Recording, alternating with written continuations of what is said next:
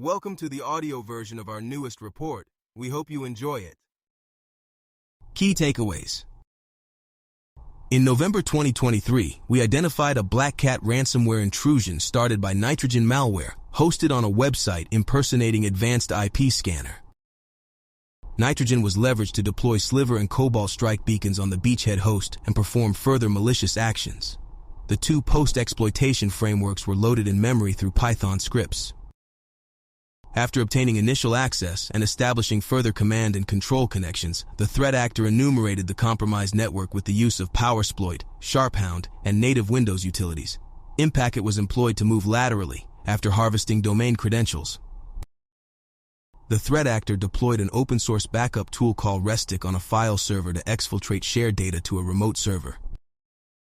8 days after initial access, the threat actor modified a privileged user password and deployed BlackCat ransomware across the domain using psexec to execute a batch script. The DFIR report services. Private threat briefs. Over 20 private DFIR reports annually. Threat feed focuses on tracking command and control frameworks like Cobalt Strike, Metasploit, Sliver, etc. All intel includes everything from private threat briefs and threat feed, plus private events, open data reports, long-term tracking, data clustering, and other curated intel. Private Sigma rule set features 100+. Sigma rules derived from 40+ cases mapped to ATT and CK with test examples. DFIR Labs offers cloud-based hands-on learning experiences using real data from real intrusions. Interactive labs are available with different difficulty levels and can be accessed on demand, accommodating various learning speeds. Contact us today for pricing or a demo. Case summary. The incident began when a user unknowingly downloaded a malicious version of Advanced IP Scanner from a fraudulent website that mimicked the legitimate one, leveraging Google Ads to rank higher in search results. Analysis of the attack pattern and loader signatures suggests this was part of a nitrogen campaign consistent with previous public reports. The compromised installer came as a zip file, which the victim extracted before launching the embedded executable, triggering the infection. The executable was a legitimate Python binary, which sideloaded a modified Python DLL specifically designed to execute nitrogen code. This process then dropped a Sliver beacon in an app data subfolder named Notepad. All malware deployed during the intrusion was obfuscated using PyFuscate to conceal malicious Python scripts. About 8 minutes after the nitrogen execution, the attacker initiated hands-on keyboard discovery, utilizing Windows utilities such as net, ipconfig, and nltest. 2 minutes later, additional Sliver beacons were deployed on the compromised host, with persistence established through scheduled tasks and registry key modifications. A little over an hour after the initial execution, the threat actor deployed additional malware, this time Cobalt Strike beacons, again wrapped in the PyFuscate obfuscation technique. The discovery phase continued with detailed enumeration of the Active Directory domain, including local and domain administrators, domain controllers, and computers. To deepen their understanding of the environment, the attacker utilized tools such as SharpHound and PowerSploit. The Cobalt Strike beacon was then used to dump domain credentials from LSAS, granting the attacker local admin credentials with broad access across the network.